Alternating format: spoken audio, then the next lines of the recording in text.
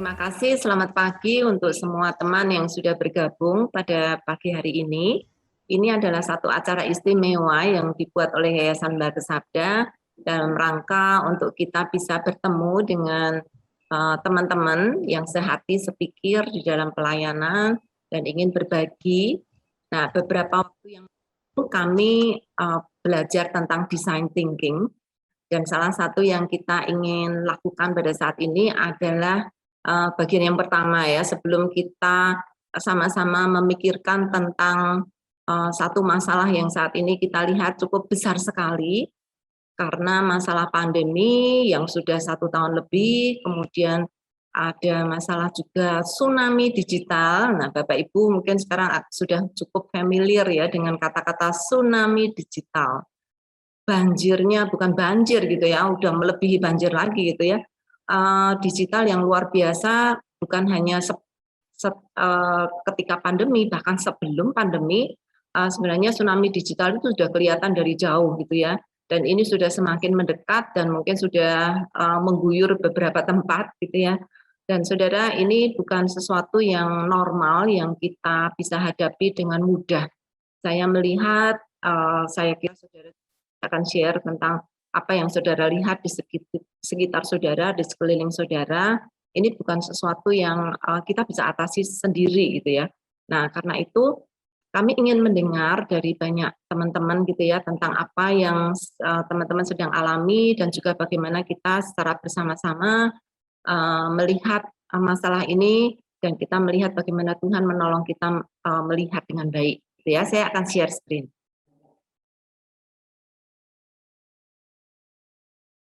Ya, ini adalah judul bincang-bincang kita, spiritual wellness, mungkinkah? Nah, saya nggak tahu ada banyak dari saudara sudah pernah mendengar kata wellness tidak? Karena kalau saudara masukkan kata wellness di internet ya, di Google, maka saudara akan melihat ada banyak sekali sekarang informasi-informasi yang berkaitan dengan itu. Tapi ada yang sesat, ada yang kurang jelas, ada yang mungkin bukan sesuatu yang oleh orang Kristen, tapi ada juga yang sesuatu yang perlu dipikirkan oleh orang Kristen. Karena itu ini menjadi pertanyaan kita semua gitu ya, karena wellness ini sudah menjadi industri. Jadi kalau saudara lihat ada wellness center di sana, di sini, ada physical wellness, ada emotional wellness, ada macam-macam gitu ya. Semua orang buka kayak buka toko gitu ya, tapi buka semacam pelayanan gitu ya, jasa untuk menolong orang untuk bisa well, untuk bisa punya kondisi yang baik gitu ya. Nah, kita sendiri perlu mulai melihat nih sebelum kita dibanjiri oleh faham-faham atau pengertian-pengertian yang di luar pengertian kekristenan, kita harus sudah jemput bola gitu ya, untuk melihat supaya kita sendiri tidak tersapu oleh hal ini gitu ya. Karena banyak sekali gereja yang tidak mengikuti tren, juga tidak cukup filter untuk memfilter informasi-informasi yang masuk gitu ya. Kalau saudara punya perasaan bahwa saudara sakit atau depresi atau tertekan atau apapun gitu, wah, melihat kata wellness center menjadi semacam semacam iming-iming untuk saudara masuk ke sana. Nah, perlu hati-hati itu ya, karena kalau kita nggak mengerti apa itu keadaan kita dan juga kebutuhan kita, karena itu kita hari ini akan sama-sama buka hati gitu ya, dan juga sama-sama ingin melihat apa yang dialami oleh teman-teman gitu ya. Nah, karena itu agenda kita hari ini yang pertama kita akan membicarakan tentang latar belakang tentang acara hari ini. Kenapa kita mengadakan acara ini? Saya sudah bocorkan tadi, saya sudah sampaikan sebagian gitu ya. Tapi saya akan sebutkan dengan lebih jelas secara tertulis. Di tengah pandemi dan gelombang tsunami digital, kita ditempa dengan berbagai situasi darurat yang menyadarkan kita bahwa hidup tidak lagi sesimpel yang biasa atau yang kita harapkan. Kita selalu menginginkan ya setiap saat akan terjadi kemajuan dan itu akan memudahkan hidup kita. Tapi keadaan berbicara lain gitu ya. Apa yang dulu kita anggap bahwa itu akan menjadi sesuatu yang mudah karena ada teknologi, ada ini, ada itu, semua sudah tersedia, ternyata tidak seperti yang kita harapkan. Nah, Mungkinkah kita bisa survive pada zaman ini dan berkata, aku sehat secara jasmani dan rohani. Nah, itu saudara, saya sangat berharap Bapak Ibu semua aware bukan hanya tentang keadaan diri kita, tetapi juga keadaan di sekitar kita. Apalagi kalau saudara adalah hamba Tuhan, melihat keadaan jemaat. Pernahkah saudara bertanya kepada jemaat, how are you? Atau paling tidak tanya, gimana kabarnya? Tapi kabar, oh baik-baik, luar biasa. Bukan itu yang kita harapkan ya. Tapi benar-benar secara terbuka mengungkapkan keadaan mereka yang sesungguhnya. Saya tahu saudara ada di berbagai tempat, di berbagai lokasi dan di berbagai latar belakang. Jadi kita tidak tahu benar-benar apa yang saat ini saudara alami dan apa yang jemaat saudara atau masyarakat di sekitar saudara alami. Nah, karena itu saya ingin Bapak Ibu semua merenungkan kata-kata ini.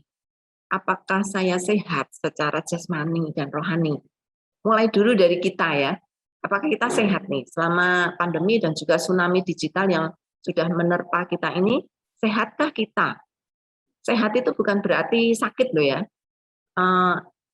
Kebanyakan orang mendefinisikan itu ya, tapi kata well di sini lebih daripada cuman tidak. Nah, itu yang kita akan diskusikan bersama-sama ya. Nah, karena itu saya ingin membawa spirit kolaborasi Kristen. Saya ingin membagikan satu ayat firman Tuhan dari Filipi 2 ayat 13 yang kebetulan hari ini adalah hari seluruh staf Sabda dan juga teman-teman Badeno itu membaca Filipi pasal 2. Dan ini adalah salah satu ayat yang kita tadi pagi baca ya. Sebab Allah lah yang bekerja di dalam kamu, baik untuk mengingini maupun untuk mengerjakan apa yang menyenangkannya. Nah, ini Bapak Ibu, ini alasan kenapa Sabda membuka acara bincang-bincang pada hari ini. Karena semua dari kita ini adalah tubuh Kristus, ya. Kita adalah orang-orang yang sudah diselamatkan oleh Tuhan. Kita adalah orang-orang yang sudah dipakai juga oleh Tuhan, ya. Nah, di dalam Filipi ini dikatakan Allah yang bekerja, Allah yang dalam kamu. Untuk apa? Untuk mengingini atau untuk mengerjakan apa yang menyenangkan Dia. Jadi saat ini saya ingin mengangkat kolaborasi ini. Saya sangat sudah berdoa berhari-hari seluruh teman-teman di Sabda ini bahwa kita semua datang dan kita semua siap dipakai oleh Tuhan untuk berbagi, ya. Karena itu, mari kita berbagi apa yang ditaruh Tuhan di dalam hati kita masing-masing. Nah, nanti kita akan simpulkan bersama di akhir pertemuan ini, supaya kita bisa melihat apa yang Tuhan inginkan, apa yang akan kita kerjakan. Apakah nanti kita akan menghasilkan sesuatu? Belum tentu. Kalau ternyata Tuhan tidak tempatkan sesuatu di dalam semua kita secara aklamasi kita membicarakan sesuatu yang mungkin penting atau tidak penting, kita akan tahu gitu. Oh, ternyata nggak perlu gitu. Apa yang kita bicarakan ini cukup sampai di sini saja. Oh, ternyata kita membuka sesuatu yang besar sekali yang ternyata Tuhan siapkan untuk masyarakat Kristen untuk aware atau untuk melakukan sesuatu. Nah, kita coba kalau itu memang iya, ya mari kita lakukan bersama-sama. Apa yang bisa kita pikirkan?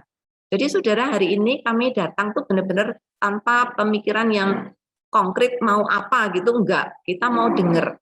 Kita mau mendengarkan apa yang ada di lapangan. Saya ingin mendengarkan teman-teman semua, apa yang saudara pikirkan tentang masalah yang tadi secara latar belakang sudah saya sharingkan. Nah, gitu ya Bapak Ibu. Jadi bagian yang kedua ini adalah latar belakang yang tadi sudah saya sharekan. Sekarang adalah apa itu wellness? Apakah spiritual wellness? Dan apakah spiritual wellness Kristen dan sekuler itu sama? Nah, seputar 3 pertanyaan itu Bapak Ibu, saya kira kita akan mulai dulu dengan apa itu wellness. Dan saya akan mengundang siapa saja yang pernah mendengar kata ini, yang mungkin sudah pernah merenungkan untuk berbagi. Nah, gitu ya Bapak Ibu. Jadi apa itu wellness? Apakah itu spiritual wellness? Dan apakah spiritual wellness Kristen dan sekuler itu sama? Nah, saya akan stop share supaya saya bisa melihat Bapak Ibu semua, ya. Oke, Silakan Bapak Ibu semuanya, saya mengundang teman-teman semuanya untuk berbagi, termasuk Ibu Evi dan semua yang lain, semua staf Sabda ini kita bukan petugas nih, kita semua adalah bagian dari diskusi ini. Iya, sebenarnya bicara soal wellness ini sebuah kesehatan, bahasa Indonesia menerjemahkan sebagai sebuah arti yang sebuah kesehatan lah ya. Nah, tapi saya melihatnya digital wellness ini, digital di era digital, itu ada dua part, Bu, ada dua bagian, yaitu internal dan eksternal. Kalau internal itu ke dalam, lebih kepada ke dalam gereja, maksudnya ke dalam persekutuan gereja, ke dalam orang-orang percaya. Jadi bukannya kepada keluar gitu ya. Lalu kemudian yang eksternal itu justru kepada masyarakat, kepada dunia, kepada world, kepada lingkungan. Kalau yang internal itu bisa berakibat kesehatan yang memburuk dan juga kesehatan yang membaik. Nah, kalau saya melihatnya kesehatan itu lebih kepada dua part, dua bagian. Yang pertama itu kepada orang-orang yang merasa memang sudah terlibat di dalam digital ini. Lalu kemudian yang kurang beruntungnya adalah orang-orang yang merasa tidak mau terlibat. Nah, jadi itu yang menjadi tidak sehat. Kesehatan itu menjadi sesuatu yang abu-abu gitu ya. Jadi hanya privilege sebagian orang saja yang menjadi sehat. Tetapi lebih banyak orang-orang yang justru menjadi tidak sehat dengan adanya digital ini. Nah, bagi sebagian pengurus, kalau kita tahu ya bahwa ada 3 bagian dalam kehidupan bergereja, yaitu ada pengembalaan, ada pengajaran, dan juga ada penginjilan. Nah, kalau bagian ke dalam itu kan adalah pengembalaan dan pengajaran. Nah, bagi sebagian orang yang terlibat di dalam dunia digital atau pelayanan ini, mereka dengan sangat eager, antusias gitu, mengembrace, memeluk kegiatan-kegiatan ini dan menjadi bagian dari yang dunia baru, tsunami yang menjadi berkat, tsunami yang menjadi anugerah di saat kondisi seperti ini, karena justru pekerjaan mereka itu menjadi lebih banyak, lebih terfokus, lebih intens gitu. Tapi buat sebagian orang yang memang tidak tertarik dengan dunia digital, itu menjadi tidak sehat, sehingga keadaannya terbalik. Bagi orang-orang yang digital ini menjadi orang-orang yang tersembunyi di belakang layar, kemudian mulai perlahan-lahan muncul ke depan. Lalu kemudian buat mereka yang memang sudah terbiasa di depan layar, menjadi tidak sehat, di mana mereka merasa oh inilah saatnya adalah cuti, oh inilah saatnya liburan yang nggak tahu sampai kapan liburannya. Nah, ini menjadi tidak sehat gitu. Lalu kemudian juga menjadi excuse juga keadaan ini, di mana bagi orang-orang yang mungkin terlibat di pengembalaan, membesuk misalnya contohnya, yang tidak mungkin lagi dilakukan secara membesuk, itu tidak lagi berpikir lagi, udah pokoknya saat ini adalah liburan. Itu tidak menjadi tidak sehat. Harusnya ketika terjadi tsunami digital ini justru menjadi sehat dengan cara membesuk dengan cara lain. Cara lain itu bisa dilakukan dengan misalnya melakukan telepon, menyambangi dengan virtual. Nah, ini yang menjadi perbedaan sih, yang menjadi tidak sehatnya ini. Dan banyak lagi hal-hal yang sebenarnya yang paling utama itu adalah ke sikap fisik kita terhadap ibadah atau terhadap kegiatan-kegiatan rohani menjadi tidak hormat. Yang tadinya kita beribadah ke gereja, datang fisik, datang duduk manis, berpakaian rapi, mandi dulu, wangi mungkin. Nah, sekarang menjadi nggak perlu mandi, nggak perlu pakai baju yang rapi, cukup dengar firman Tuhan, ngangkat kaki sembari makan kacang atau makan sate. Kalau kita lihat pertemuan Zoom saat ini menjadi tidak sehat buat anak-anak Tuhan yang sebenarnya tadinya sehat, yang tadinya menghormati kehadiran Tuhan di tengah-tengah ibadah menjadi tidak sehat. Jadi itu yang akan berakibat langsung kepada spiritualnya tadi, menjadi tidak sehat karena secara perlahan dan pasti kita sedang melatih diri kita menjadi tidak sehat, menjadi sesuatu entity yang tidak lagi menaklukkan diri di bawah Tuhan, tetapi justru menaklukkan diri semakin sejajar dengan Tuhan. Jadi ini yang menjadi kekhawatiran ketidaksehatan itu sih. Lalu kemudian yang keluar eksternal itu misalnya kita ngomong penginjilan atau di mana kalau saya pernah ngomong bahwa gereja di awan itu ya di cloud tadi menjadi tidak ada barrier, tidak ada batasan antara denominasi satu dengan denominasi lain. Disitulah munculnya kalau kita lihat ada kebangkitan gelombang murtadin mungkin ya, gelombang orang-orang yang terbuka dengan pengajaran, ada yang terbuka dengan kekristenan, mereka yang melihat kebenaran yang sesungguhnya. Tapi pada saat yang sama juga kita melihat ada banyak juga di mana sekte-sekte sesat atau yang tidak bisa dulu kita bisa bendung dengan cara oh nggak boleh dengar ini, nggak boleh dengar itu. Tapi karena mereka lebih menarik, sehingga tsunami digital yang sudah semakin common ini menjadi sesuatu yang penawaran yang menggiurkan buat sebagian terutama kalangan muda ya, yang memang sudah terbiasa dengan digital. Iya, Jadi ini yang berbahaya sekali sih. Iya, itu sih. Kalau boleh secara singkat saja Pak, apa definisi Pak Baskara tentang wellness? Ya, wellness itu kesehatan sih, kefitan ya, kefitan seseorang di dalam ya spiritual tentunya dalam hal spiritual. Fitnya dia, bagaimana hubungan dia dengan Tuhan dengan lebih baik, dengan lebih personal gitu. Ya. Oke. Teman-teman yang baru aja masuk mungkin agak sedikit bingung, tapi nggak apa-apa ya, ngikutin aja dulu. Ya, saya ingin juga mengundang Pak Jimri nih. Pak Jimri pasti punya definisi yang beda tentang wellness nih. Mari Pak, silakan. Ya, terima kasih Bu Yulia. Ya, saya Jimri dari Yaski. Ini diskusinya menarik ya, dalam kondisi yang seperti saat ini cukup relevan ya Bu ya.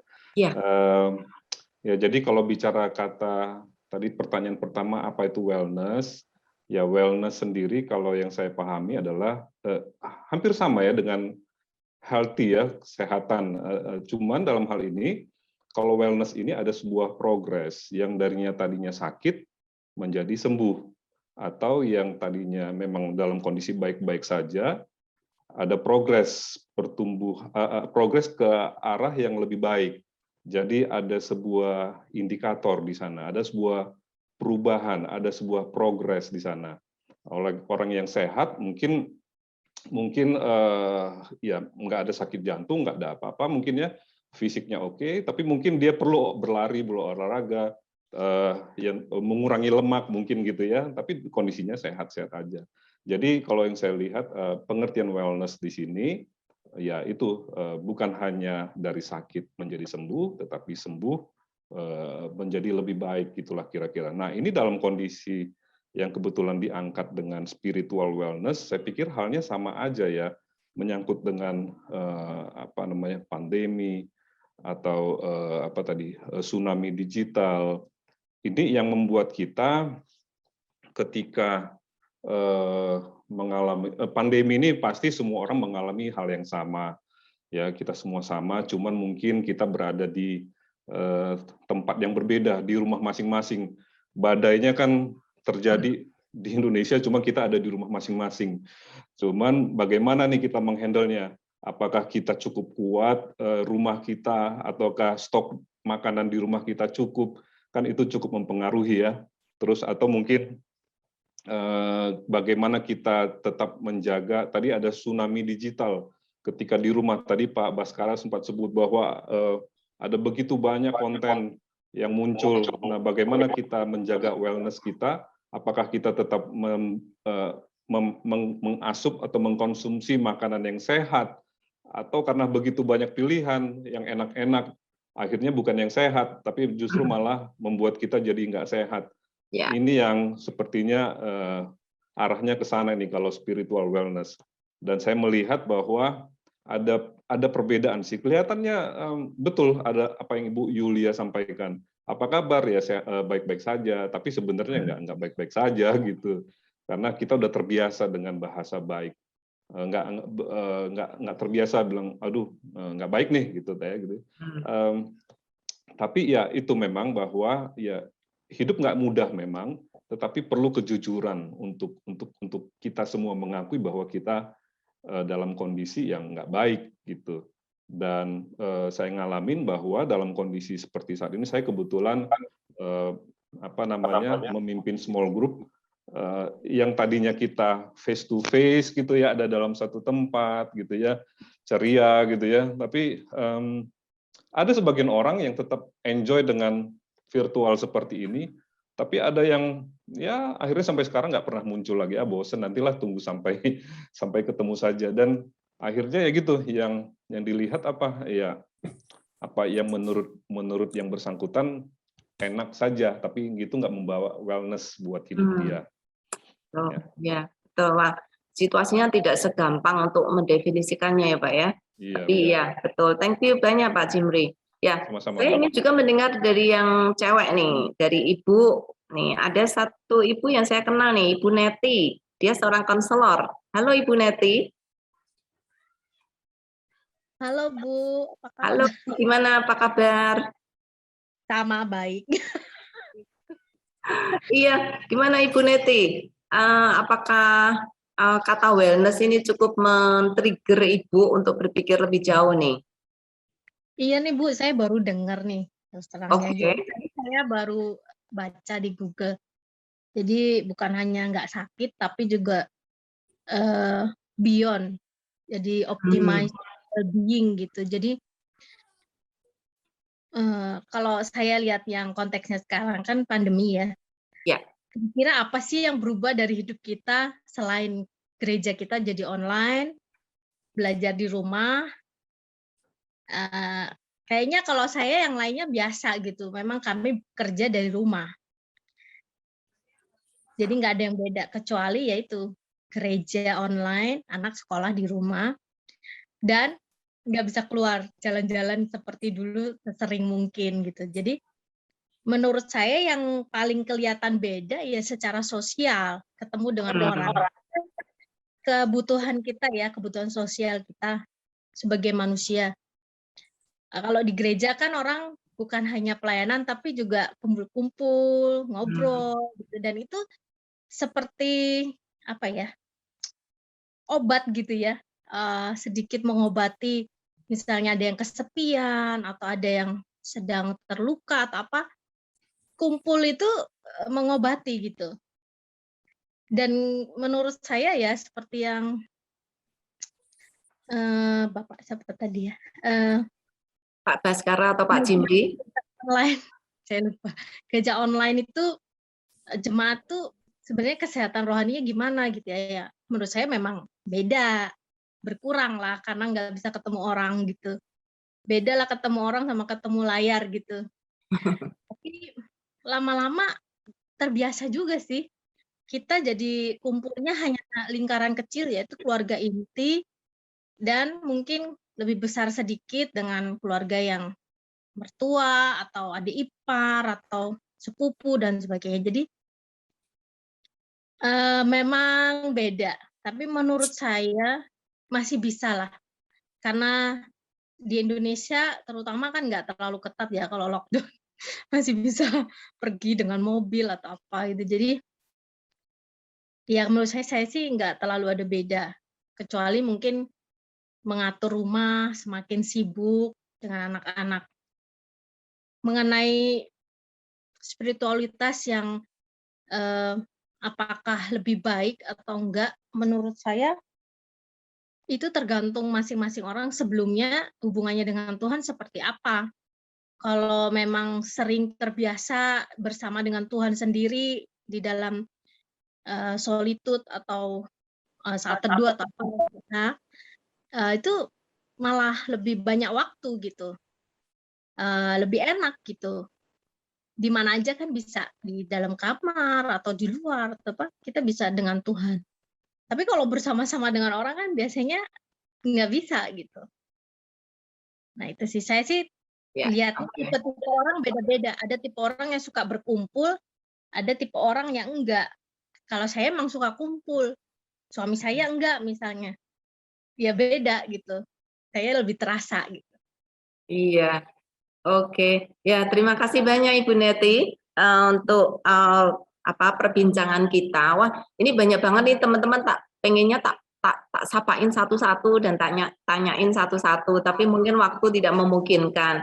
Karena itu Bapak Ibu, kita akan sebentar lagi kita akan punya acara untuk breakout rooms. Jadi kita akan dibagi dalam kelompok-kelompok. Nah, saudara semua bisa ikut berbagi di situ, menyumbangkan atau men-sharingkan gitu ya. Tapi sebelum kita akan di sana, saya akan minta Pak Purnawan, Pak Wawan. Adakah Pak Wawan? Tadi saya lihat ada. Hadir, Bu.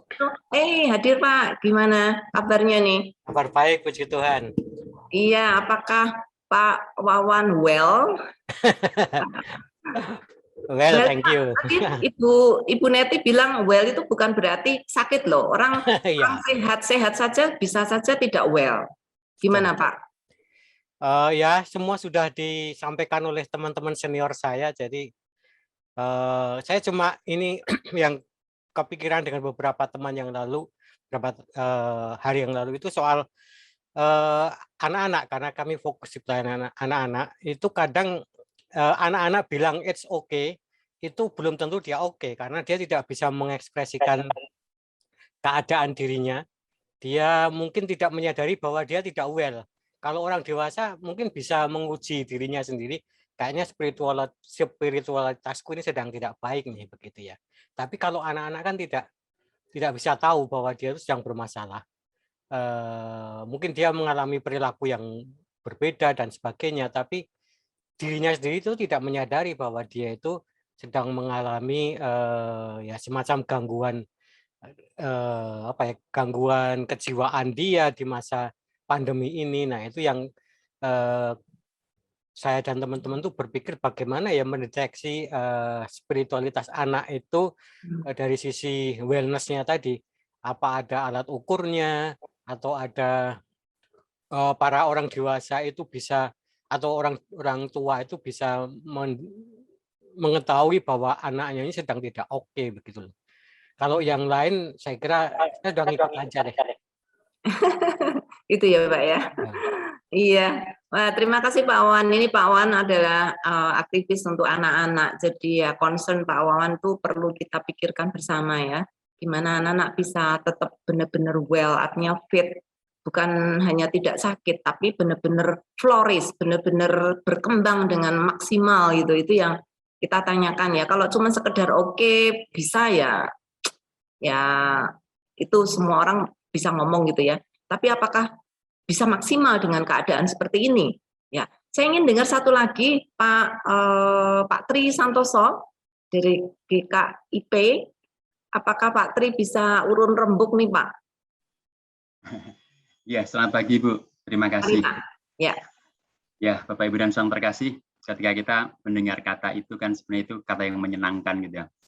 Bagi saya itu sebuah kata yang lembut, yang membahagiakan, yang membuat kita tenang begitu. Nah, sebenarnya itulah yang kita harapkan sebagai seorang pendeta gitu. Setiap pagi kan berusaha menyapa yang ulang tahun, menanyakan kabar yang sakit, apakah sudah pulih atau belum begitu. Nah, tapi setiap saat yang saya takutkan adalah bahwa saya mendengar kabar yang I'm not well begitu, saya tidak baik begitu. Jadi, dan itu selalu apa ya, aduh, saya siap nggak ya mendengar kabar bahwa ini tidak baik begitu. Dan itu selalu kami hadapi, apakah karena usahanya yang terganggu, ataukah karena kesehatannya, entah karena COVID atau karena yang lain begitu, ataukah karena anaknya, atau karena macam-macam begitu. Dan juga tentu di gereja kan, karena saat ini informasi digital kan begitu luar biasa, jemaat mengakses setiap saat. Hari Minggu mereka bisa beribadah berkali-kali, mendengarkan dari manapun. Kemudian pertanyaan-pertanyaan seputar itu juga banyak, begitu. Mendengar seperti ini, mendengar seperti itu, bagaimanakah jawabannya, bagaimanakah sikap GKI misalnya. Itu menjadi sesuatu yang membuat deg-degan begitu ya. Dan sebenarnya kita tahu bahwa jemaat kita tidak selalu well begitu. Dan ketika keterbukaan itu pada satu sisi menyenangkan, tetapi pada satu sisi juga mengkhawatirkan, tetapi pada sisi yang lain juga menantang. Nah, apa yang akan kita lakukan untuk membuat jemaat lebih well begitu? Kreasi-kreasi kegiatan ya yang bisa kita sampaikan, misalnya sapaan gembala atau macam-macam, itu membuat lebih bervariasi. Nah, sedangkan pada diri kita sendiri, pada diri saya sendiri misalnya, apakah juga selalu well saya seringkali harus mengatakan tidak, begitu, karena ada sebuah kejenuhan, ada sesuatu yang kalau pagi itu kadang-kadang ada hari ini apalagi ya, begitu. Jadi memang itu sesuatu yang ada dan terjadi, dan memang kita harus berani berterus terang bahwa kondisi dan situasi tidak selalu well, begitu. Karena keterus-terangan itulah yang membuat kita bisa menghadapi situasi itu dengan lebih baik, tidak menipu diri, begitu. Ya. Nah, apalagi ini berhubungan dengan kehidupan spiritual, begitu. Nah, ini tentu lebih rumit dan lebih sulit lagi. Kalau sakit secara fisik mungkin oleh rumah sakit, dokter, tapi kalau spiritual ini kan memang berhubungan dengan yaitu tadi relasi pribadi dengan Tuhan, relasi dengan diri sendiri, relasi dengan sesama, menyikapi apa yang terjadi di sekitar, begitu. Dan memang itu betul-betul bagi kami, saya di GKI Pengadilan Bogor ya, sekaligus di Yayasan Langham, begitu.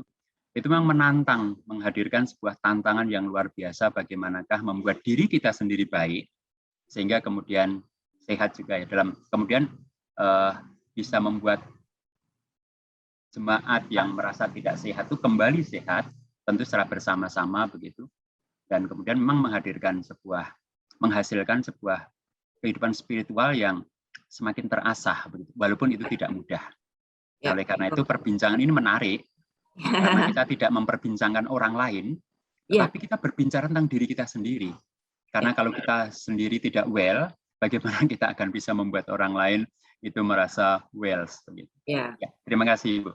Ya, betul Pak. Tadi Bapak menyinggung sedikit tentang masalah gereja ya. Jadi kita juga nanti kita boleh berdiskusi apakah masalah well ini adalah tugas gereja atau apakah itu tugas kita semuanya seberapa jauh. Nah, Bapak Ibu, saya ingin segera membagi ke dalam breakout room supaya kita bisa secepat mungkin bisa saling berbagi, supaya saudara tidak hanya menunggu tapi saudara juga bisa berbagi. Jadi saya akan serahkan ke admin. Jadi Bapak Ibu akan dibagi menjadi kemungkinan grup, masing-masing mungkin sekitar 6 orang kira-kira, dan saudara akan ditemani oleh satu moderator yang akan menolong saudara, dan silakan berbagi di situ 3 pertanyaan ini. Apakah saudara mengerti apa artinya wellness? Kemudian apakah saudara merasa bahwa wellness spiritual itu juga sesuatu yang menjadi concern kita, bukan hanya wellness secara fisik ya, karena secara dimensi itu ada beberapa orang membagi dimensi dari wellness itu ada fisik, ada emosi, kemudian ada intelektual, ada spiritual, kemudian ada finansial, yang lain-lain gitu ya. Jadi silakan saudara nanti berbagi di kelompok masing-masing. Saudara akan di sana 15 menit. Semua orang saya harap akan punya waktu, jadi silakan masing-masing berbicara kira-kira 1-2 menit gitu ya. Nanti akan disimpulkan oleh moderator, nanti moderator akan berbagi gitu ya. Iya, kita akan berbagi ya. Silahkan grup mana dulu yang sudah siap, silahkan berbagi. Apa grupnya Santi akan berbagi? Boleh, saya dulu. Oh, Nikos dulu. Oke, silahkan Nikos. Iya, tadi saya breakout 5 itu ada Pak Z, lalu Bu Joy, Bu Sarah, lalu Pak Mikael, ada juga satu lagi dari Mas Tio.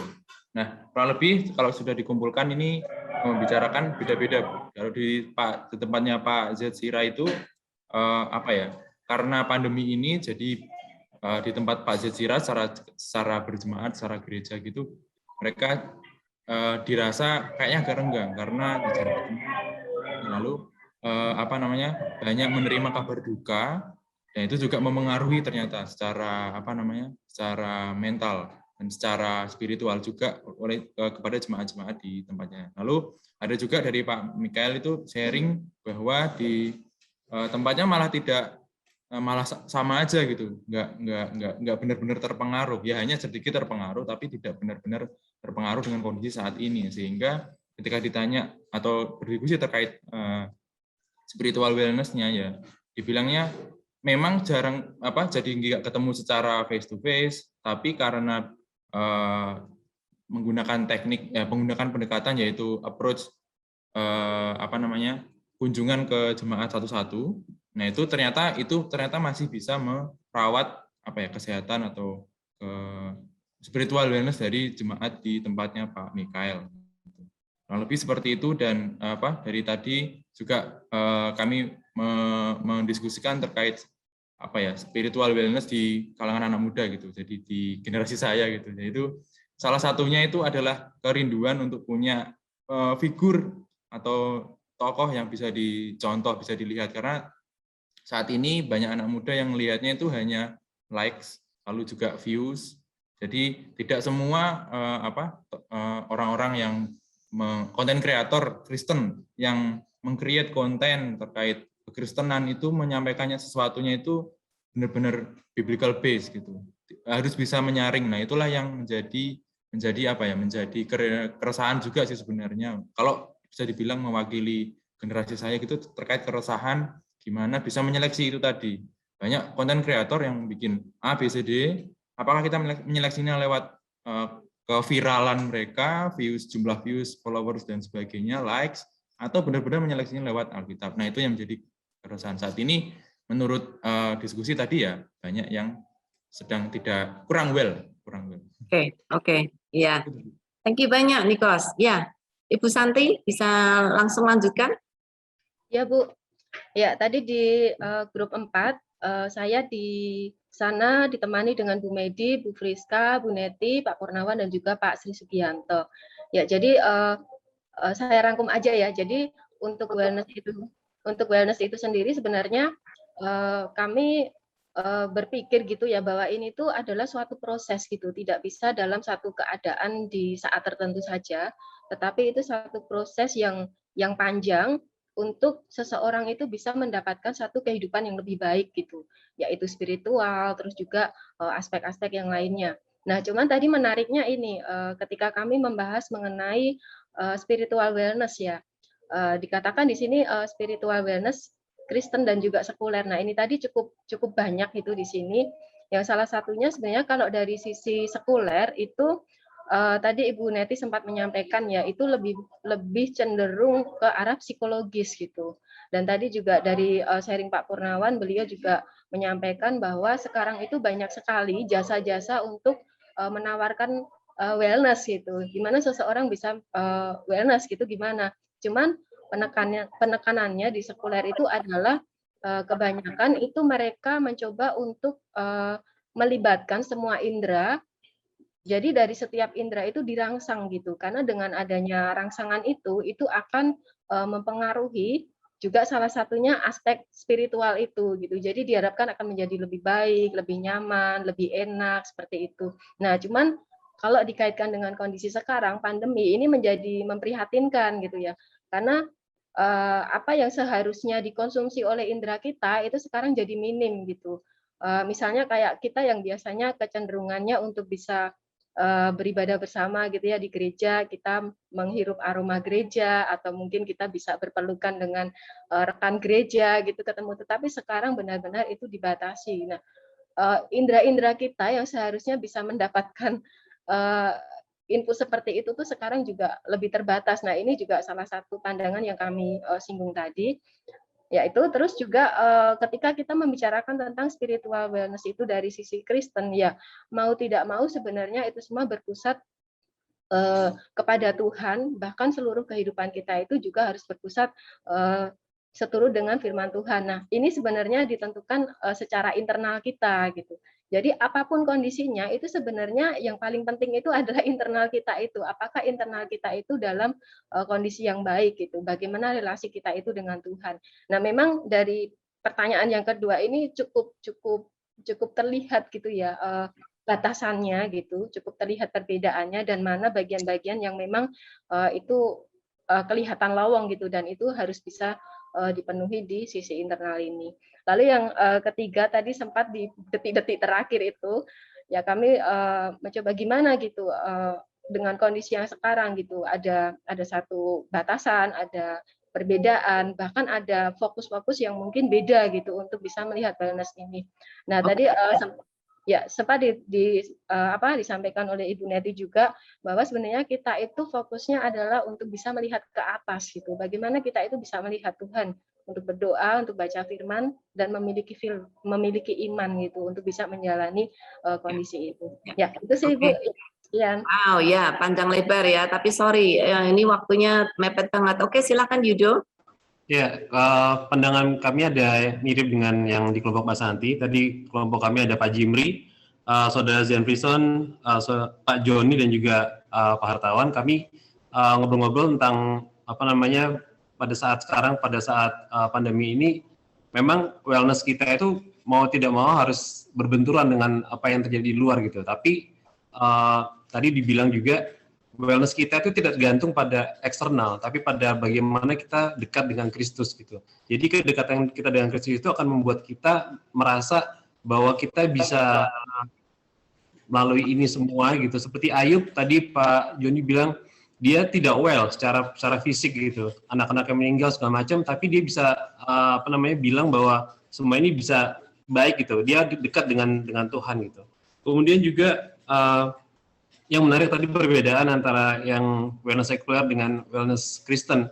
Ada yang lebih jauh lagi, kita bicara tentang wellness untuk orang-orang Kristen yang masih tanda kutip baby dengan mereka yang sudah dewasa. Jadi perbedaannya itu pada bentuk bentuk-bentuk gitu. Ada yang kalau kita baby kita masih berpegang pada bentuk-bentuk agama gitu. Kita berdoa, kita dekat sama Tuhan, kita baca kitab, tapi kok tetap kena, dan itu dia tidak bisa berdamai dengan itu. Tapi dengan orang yang dewasa, wellness orang Kristen yang dewasa, dia meskipun dia kena kayak tadi masalah segala macam, tapi dia ketika dia dekat dengan Kristus, dia berkata I am well gitu. Jadi itu dia satu hal yang membedakan antara yang baby dengan dewasa adalah kedekatan atau spiritual wellness dia dengan Kristus sendiri begitu. Begitu Ibu. Ya, thank you so much ya. Kita kayaknya tadi ada 5 grup. Grupnya Ibu Evi. Evi sudah bisa gabung lagi nggak? Masih putus-putus. Aduh. Masa lagi putus-putus? Iya, masih di tempat. Masih putus-putus. Coba silakan. Videonya nggak usah dinyalain. Oke. Ya, di tempat saya tadi ada Pak Heru, Pak Simon, Pak Giovanni, dan Pak Tri Santoso, juga ada Roma. Dan yang menarik di sini tidak terlalu memandang secara pribadi tentang spiritual, tidak terlalu banyak bicara tentang spiritual wellness dari masing-masing ya, tapi melihat secara keseluruhan. Dari Pak Heru sendiri, saya ada satu hal yang menarik ya, bahwa sebenarnya orang Kristen itu wellness itu sudah menjadi bagian dari hidup orang percaya. Karena apa? Karena Tuhan sudah menciptakan segala sesuatunya dalam keadaan yang baik seharusnya gitu ya. Nah, ketika hubungan kita dengan Tuhan itu baik, apapun keadaan yang diizinkan Tuhan, harusnya itu tetap kita bisa berkata bahwa keadaanku di dalam Tuhan baik-baik saja. Tadi setuju dengan yang dikatakan Yudo juga ya, sebagai anggota-anggota di grup kami juga setuju bahwa itu semua tergantung kedekatan kita dengan Tuhan. Dan memang secara fisik maupun rohani dan jasmani wellness itu perlu diusahakan ya, dengan macam-macam, dengan olahraga kalau untuk menjaga wellness tubuh ya, istirahat ya, dan perlu punya kesadaran untuk melihat apakah dirinya baik-baik saja apa tidak. Sama halnya dengan kehidupan rohani kita. Itu kita harus selalu cek ya, harus selalu sadar, cek setiap hari apakah kita perlu melakukan pola-pola tertentu atau disiplin-disiplin tertentu untuk mengusahakan agar kehidupan rohani kita tetap dalam keadaan yang baik. Itu yang tadi disampaikan oleh Pak Giovanni. Dan ada satu hal yang sangat menarik juga yang dikatakan Pak Tri Santoso ya, bahwa ketika kita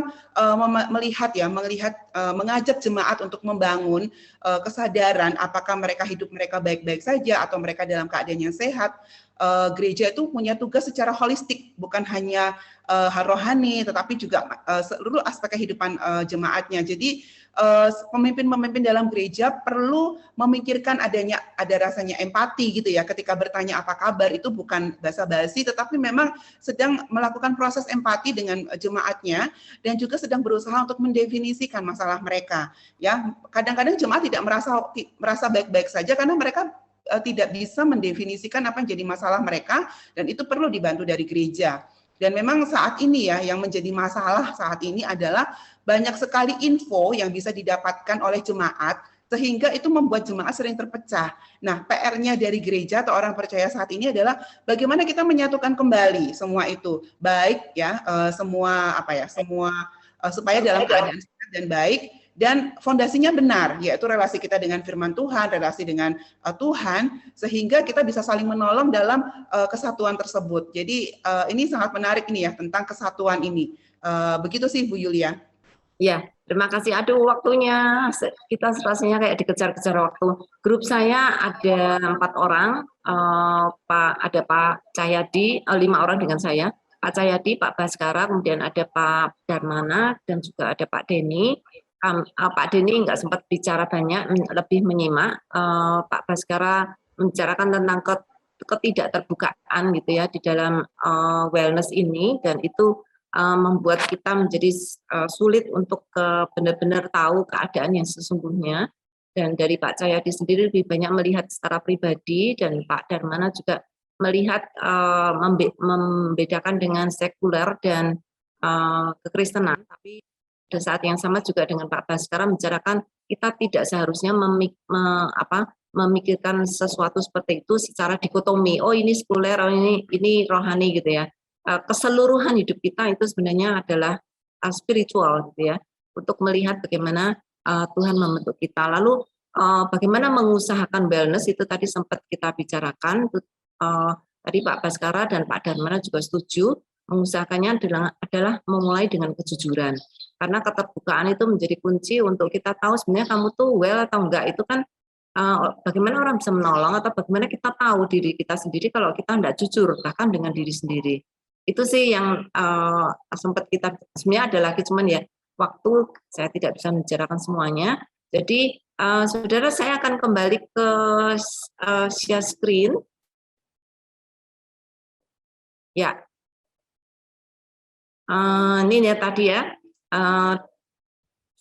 tidak terlalu tahu apakah tadi kita membicarakan secara detail terkhusus tentang kondisi sekarang, tapi tadi saya sudah mendengar sana-sini kondisi sekarang kita bisa tahulah kira-kira ya. Karena itu saya akan lanjut berikutnya nih.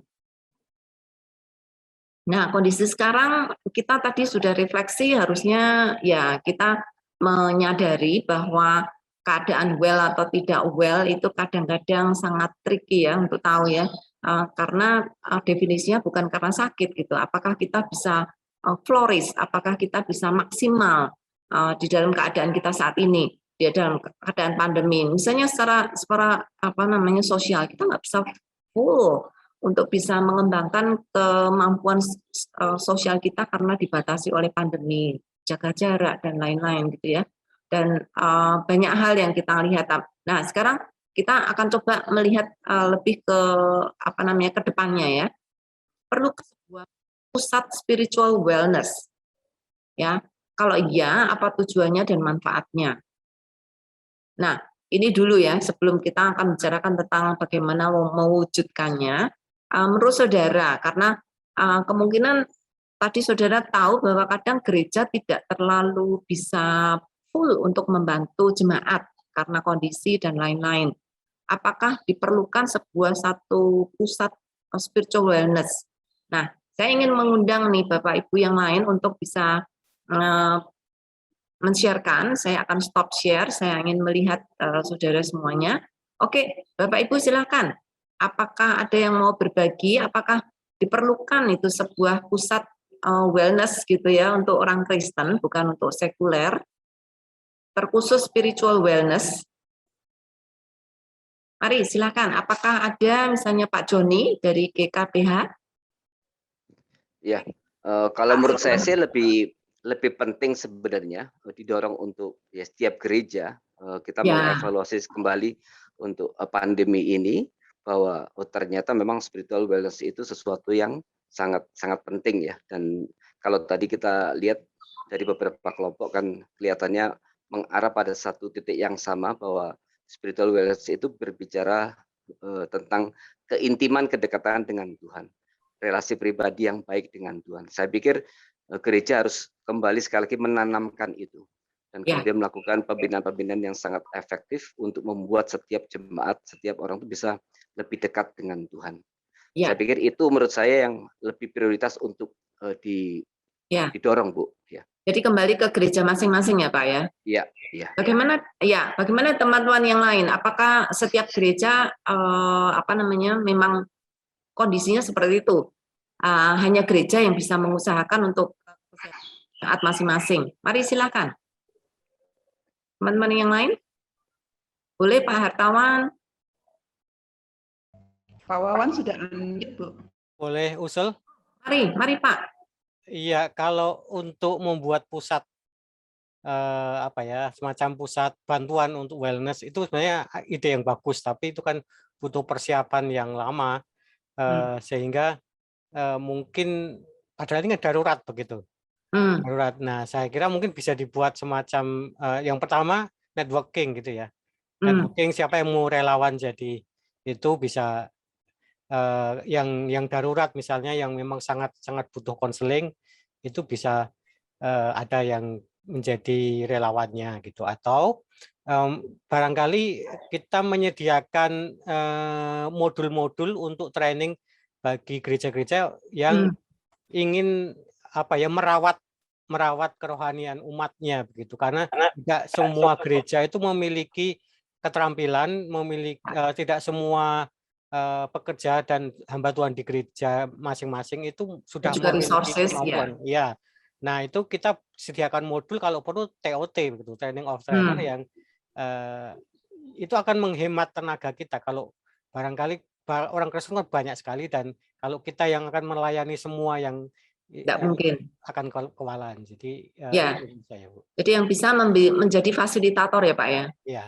Jadi pusat wellness ini menjadi fasilitator, sehingga tadi yang dikatakan oleh Pak Joni, gereja yang harusnya angkat kaki dan angkat tangan gitu, bukan angkat tangan menyerah ya, tapi mengerjakan itu untuk jemaat-jemaatnya. Tetapi kita bisa menolong gereja-gereja untuk bisa ready dan bisa lakukan itu gitu ya. Ya, terima kasih Pak Wawan. Ya, ini kalau boleh diumpamakan Bapak Ibu, ketika pandemi berjalan kan pemerintah juga ambil tindakan ya, membuat Corona Center. Kemudian di sana ada informasi yang penuh untuk bagaimana vaksin, bagaimana mendapatkan plasma, bagaimana untuk macam-macam penanganan untuk isoman secara terpusat dan secara mandiri, secara apapun sudah ada panduan-panduan. Ya itu kira-kira ya. Kalau kita ini secara spiritual kita mengalami keadaan darurat gitu ya, karena masing-masing tadi kita sudah tahu misalnya kayak Pak Baskara bilang jemaat kalau sekarang kalau ibadah online jadi nggak khusyuk, nggak secara spiritual tidak lagi mementingkan rasa hormat dan takut gitu ya. Nah kayak gitu mungkin bisa ada satu pusat untuk menolong keadaan itu, gimana caranya menangani. Kalau ini menangannya gimana, kalau yang ini menangannya gimana gitu ya. Ya, silakan. Ada lagi teman-teman yang mau berbagi? Apa diperlukan wellness untuk spiritual ya? Ya. Joni angkat tangan, Bu. Ya, mari silakan. Ya, saya setuju dengan usulan Pak Wawan tadi untuk ada semacam TOT ya. Di gereja-gereja harus ada lebih banyak orang yang bisa konseling. Tapi menurut saya tetap harus dilakukan oleh gereja. Karena apa? Kita menghidupkan tubuh Kristus itu. Persekutuan di dalam tubuh Kristus. Nah, misalnya yang saya lihat di dalam jemaat saya ada salah seorang jemaat yang akhirnya tidak ada masalah, tapi dia tidak tahu harus cerita ke siapa. Dan kemudian waktu dia sharing, kita baru sadar bahwa selama ini kedekatan itu ternyata belum menyentuh seluruh jemaat. Nah, ini dengan usulan itu training ya untuk gereja-gereja, dan kemudian gereja yang melakukan itu. Nah, kita berarti akan menghidupkan persekutuan di dalam tubuh Kristus itu, Bu. Itu menurut saya lebih baik karena itu akan lebih intens, dan kemudian orang yang untuk konseling itu kan tidak bisa sekali-sekali, tapi memerlukan satu pendekatan yang intens. Nah, itu kalau dilakukan oleh tubuh Kristus dalam gereja itu akan membuat gereja itu jauh lebih hidup, di mana setiap orang akan juga memikirkan peran apa yang dia bisa ambil untuk pembangunan tubuh Kristus itu. Ya. Itu, Bu. Dan yang dikatakan Pak Purnama juga betul ya, butuh persiapan yang cukup panjang gitu, nggak bisa asal dikerjakan. Jadi ini merupakan kita mengumpulkan ide-ide gagasan ya, apa yang kita bisa lakukan untuk menolong gereja. Nah sekarang kita bisa punya satu fokus yang lebih baik ya, gimana menghidupkan pusat pertolongan itu harusnya di gereja untuk jemaat masing-masing. Gimana menghidupkan itu? Bagaimana kita menolong gereja untuk bisa lebih ready gitu ya? Karena ada beberapa gereja juga setelah pandemi malah kolaps gitu ya. Tidak ada pelayanan sama sekali, mereka tergopoh-gopoh dengan teknologi dan lain-lain. Ya, silakan ada Pak Hartawan di sini. Gimana Pak? Mari urun rembuk Pak. Halo, Pak Hartawan, bisa bergabung? Kalau tidak yang lain, misalnya Pak Simon, salah saya yang dari Papua, gimana keadaan Papua di sana Pak?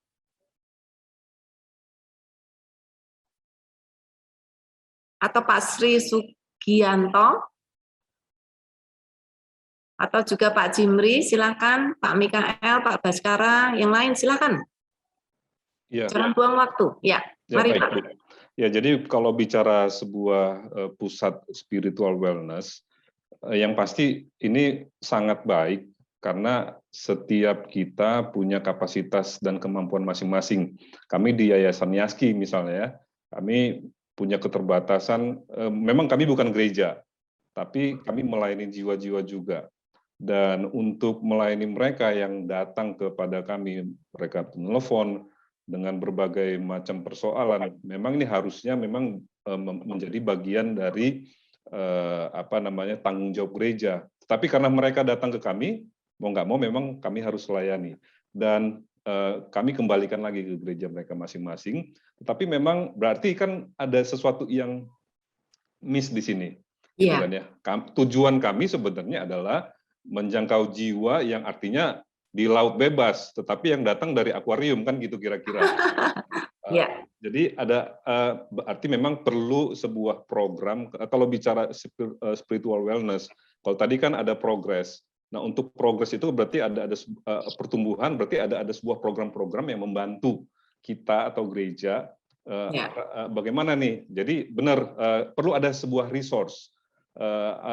Pusat ini lebih kepada resource dan juga pelatihan. Dan juga di sana tersedia sebuah caring system gitulah kira-kira ya, sehingga para gereja itu tidak gagap gitu loh, karena memang betul bahwa ada kalau kami melihat yang datang, oh ini harusnya mereka datang ke gereja, atau di gereja saya sendiri, oh harusnya ini di gereja saya mengalami penambahan, karena saya kebetulan small group ya, memimpin small group.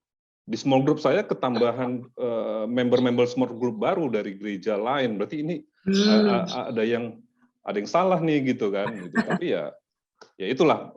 Saya pikir ini sebuah kebutuhan. Tapi memang kembali lagi perlu ada persiapan panjang dan sebuah keinginan dari sesama gereja untuk sama-sama bertumbuh. Poinnya bukan soal numbers-nya, tetapi bagaimana nih kita melihat jiwanya gitu. Ya, ya. Jadi pusat wellness ini hanya sebagai tempat untuk kita bisa mendapatkan pertolongan pertama lah paling tidak ya, untuk bisa masuk ke pertolongan yang lebih konsisten dan yang lebih teratur lagi. Oke, saya kasih kesempatan satu lagi sebelum ditutup karena sudah hampir jam 12.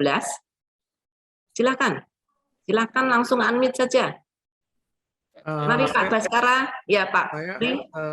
Lihatnya kepada triggering aja sih. Yang pertama-tama sebelum masuk ke tadi yang Pak Joni bilang ya, Pak Jimmy ya, itu bilang bahwa kita harus bikin persiapan dan segala macam. Mungkin yang pertama-tama masuk adalah triggeringnya dulu gitu. Triggering akan kebutuhan bahwa kita tuh kesadaran akan kita tuh sedang sakit, kita tuh sedang butuh. Nah kalau kesadaran akan kebutuhan itu belum ada, maka akan sulit kita mau bergeraknya gitu. Jadi mungkin yang pertama-tama itu triggering dulu, bagaimana kita menumbuhkan kesadaran akan kebutuhan itu dulu gitu loh. Lalu ya, tapi kadang karena ini bukan karena sakit ya Pak ya. Jadi kadang orang nggak sadar bahwa dia tuh nggak fit gitu. Coba kita tes, kamu lari di sekian waktu, wah ternyata ngos-ngosannya you nggak sehat nih. Artinya you nggak fit, bukan nggak sehat ya. Sakit sih enggak gitu, tapi nggak sehat. Nah, bagaimana kalau di dalam pusat ini juga disediakan tes kesehatan rohani. Ternyata setelah dites, oh ternyata saya tidak sehat. Dia sendiri nggak sadar Pak. Mungkin orang lain atau alat bantu gitu untuk menolong kita untuk tahu bahwa sebenarnya kita tuh nggak fit gitu. Iya, tools. Ya, tools. Tools. Betul. Ya. Mungkin lebih generalnya ke tools ya, supaya bisa Iya, dipergunakan. tes kesehatan rohani. Iya, betul. Jadi bisa dipergunakan oleh semua denominasi, bisa dipergunakan oleh gereja, semua kalangan bisa mempergunakan tools ini gitu. Tapi memang lebih diarahkan kepada untuk kesehatan wellness rohani. Ya. Jadi sebenarnya ya keterbukaan sendiri nggak cukup karena kita sendiri sering tertipu oleh diri kita sendiri gitu. Kita nggak ngerti bahwa kita tuh nggak sehat. Jadi perlu orang lain, perlu bantuan alat dan lain-lain. Setelah dilihat juga buka audio, silakan Pak Tri. Ya, terima kasih Bapak Ibu dan Saudara terkasih. Memang saat ini sebenarnya kesadaran baik oleh hamba Tuhan maupun jemaat bahwa saat ini sedang sakit itu sedang sudah muncul begitu. Justru memang letaknya adalah keterbatasan para hamba Tuhan untuk bisa mengcover semua jemaat yang saat ini sedang memang mereka sudah mengatakan kami sakit, cuman kan memang yaitu seperti rumah sakit di awal Juli itu yang sakit begitu banyak sehingga tidak mampu untuk menampung itu. Nah, oleh karena itu sebenarnya sinergi lembaga-lembaga Kristen untuk bisa mengolah dan kemudian menyediakan berbagai hal yang dibutuhkan itu sangat perlu. Misalnya, kalau Bapak Ibu tertarik, misalnya sebentar lagi SDT Jakarta itu akan menyelenggarakan sebuah seri pembinaan yang luar biasa. Bagi saya menarik, misalnya pelayanan pastoral di masa pandemi. Nah, ini akan diselenggarakan 2 bulan. Nah, itu menghadirkan pakar-pakar pastoral ya di Indonesia untuk bisa menyikapi ini. Nah, informasi seperti ini kan ternyata tidak didapatkan oleh semua hamba Tuhan begitu.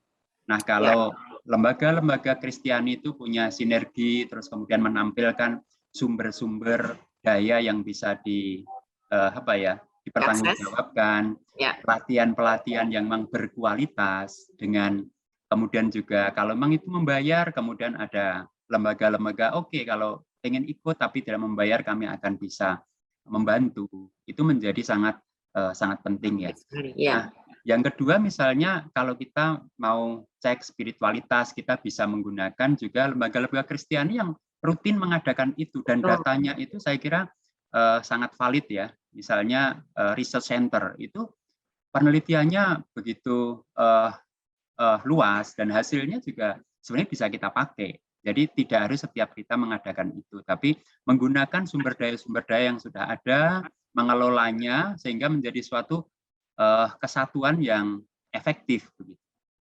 Nah, yang tantangan yang terakhir mungkin memang bagaimana membuat kita ini tidak hanya bicara dalam tataran ideal, tapi dalam kenyataannya.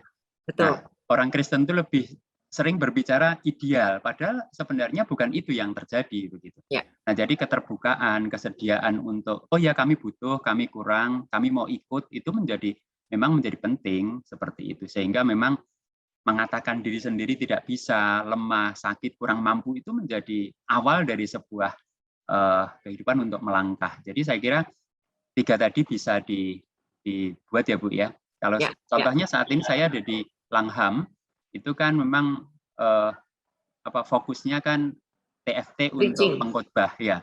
Preaching, bagaimana membuat khotbah itu menjadi efektif, sejevan, setia, relevan, jelas begitu. Nah, itu memang bisa menjangkau seluruh Indonesia saat ini, bahkan di Malaysia, Timor Leste begitu bisa, dan itu memang begitu diluncurkan begitu. Jadi memang sinergi kebersamaan lembaga-lembaga Kristen menjadi penting, tidak berjalan sendiri-sendiri. Terima kasih. Jadi kalau misalnya ada pusat ini, ini kalau preaching di sini nanti bisa kontak dengan Langham, ada informasinya, kalau ada bahan yang bisa dibagikan. Kalau itu tentang pelayanan radio gitu bisa ke Yaski dan selanjutnya gitu ya. Jadi pusat ini bukan satu organisasi tapi sinergi kolaborasi dari berbagai lembaga. Bapak Ibu, waktu kayaknya kita perlu pertemuan lagi nih, nggak cukup kalau cuma 1 kali. Saya akan share screen selanjutnya, ini bagian terakhir dari bagian ini. Nah, saudara bagaimana mewujudkan kalau misalnya pusat spiritual wellness ini kita akan adakan, tadi sudah breakup belum ya, sorry. Nah ini, bagaimana mewujudkannya, siapa yang mengerjakannya, bagaimana mengerjakannya, kapan, dan lain-lain. Nah, saudara, Yayasan Lembaga Sabda ingin menyediakan diri menjadi infrastruktur atau menjadi tempat semua yayasan yang lain bersinergi untuk selain menolong jemaat, jelas menolong gereja dan bagaimana bisa memfasilitasi apapun yang dibutuhkan, bahkan bekerja sama networking dengan gereja-gereja lain atau dengan yayasan-yayasan lain, karena Yayasan Lembaga Sadar bekerja sama lebih dengan 250-an yayasan, jadi kami bisa memfasilitasi network itu gitu ya. Jadi ini yang kira-kira saya usulkan untuk follow up pertemuan kita hari ini. Jadi perlu ada pertemuan-pertemuan selanjutnya. Selama September ini mungkin Bapak Ibu akan kami kontak lagi, dan selanjutnya akan bagaimana kita akan formulasikan, dan kita akan juga ngomong-ngomong lebih luas lagi dengan beberapa lembaga lain. Kemudian pada Oktober ini adalah bulan ulang tahun Lembaga Sabda. Kami ingin mengadakan acara kolaborasi, atau kalau boleh dibilang tuh semacam acara untuk bagaimana kita membangun sebuah proyek gitu ya, untuk semua orang bisa ambil bagian di situ gitu. Nah, ini kebetulan kami memang setiap tahun ingin mengadakan acara annual meeting gitu ya, atau tahunan yang sudah dimulai tahun lalu dengan Code for God. Dan di situ kami ingin ini kalau dulu ada banyak proyek-proyek yang kita kerjakan gitu ya, tapi kali ini hanya satu proyek saja untuk Indonesia yang kita semuanya bekerja sama berbagi-bagi, jadi tidak ada tidak ada hadiah-hadiah, karena ini hadiahnya kalau ini jadi hadiahnya adalah untuk seluruh masyarakat Indonesia. Nah, implementasinya kapan? Nah, selama Code for God ini kita hanya akan bikin prototipenya dulu. Kalau itu jadi dan memang semua orang bisa, termasuk para programmer, content creator, dan juga anak-anak Tuhan yang ada di desain dan lain-lain gitu ya, untuk membuat satu entah situs, entah aplikasi, entah apapun, ya nanti dibuat prototipenya, untuk next-nya kita implementasikan setelah Oktober, dan satu persatu kita garap seperti tadi Pak Wawan bilang, itu butuh waktu lama. Jadi kalau sudah ada prototipe, nanti kita bisa berbagi, kita kontak-kontak dengan banyak yayasan lain, juga dengan orang-orang yang volunteer yang mau membantu gitu ya, untuk bisa melakukan ini. Jadi Bapak Ibu, kami akan lanjutkan pertemuan ini, kami akan kontak Bapak Ibu lagi, dan kami akan memberikan perkembangannya bagaimana setelah kami secara dekat juga dengan beberapa yayasan yang lain gitu ya. Ya, terima kasih banyak Bapak Ibu untuk partisipasinya, dan ini adalah satu ayat yang saya ingin sisipkan untuk kita ingat. Diberkatilah mereka yang lapar dan haus akan kebenaran, sebab mereka akan makan. Jadi keinginan kita adalah mereka-mereka yang enggak fit ini, mereka-mereka yang well, ini kadang mereka enggak rasa lapar dan haus. Tapi tadi Pak Baskara juga bilang, keterbukaan, kejujuran gitu ya, itu perlu didukung untuk kita benar-benar punya rasa lapar. Bahkan kalau perlu ciptakan rasa lapar dan haus akan kebenaran, sehingga mereka itu nanti akan dikenyangkan. Gitu ya. Nah, Bapak Ibu, terima kasih banyak untuk partisipasinya. Kembali saya akan tampilkan ini, ada satu tes spiritual check-up. Apakah Anda haus akan Tuhan? Apakah Anda makin, nah ini tes-tes seperti ini kayaknya perlu diberikan kepada jemaat gitu ya. Kadang mereka merasa oke kok, kita oke-oke aja kok, kita di pandemi juga di rumah saja ya nggak apa-apa kok gitu ya. Tapi setelah dicek baru tahu, wah ternyata saya tidak fit. Saya enggak pernah olahraga, saya enggak bisa naik gunung lagi. Wah, walaupun enggak sakit ya tetap itu enggak fit gitu ya. Nah, masihkah Anda berduka cita karena dosa? Apakah Anda makin cepat mengampuni? Apakah Anda merindukan surga dan hidup bersama-sama dengan Yesus? Ya, cek-cek ini akan menolong kita untuk aware. Jadi ini salah satu usaha utama kita. Yang pertama adalah untuk meningkatkan awareness kita tentang ketidakfitan hidup kita, ketidakwelan hidup kita, supaya kita terus maju secara maksimal. Walaupun ada pandemi, walaupun ada tsunami digital, kita tetap ada di right track untuk melayani Tuhan dengan maksimal. Gitu ya Bapak Ibu. Oke, saya serahkan kembali kepada Ibu Evi.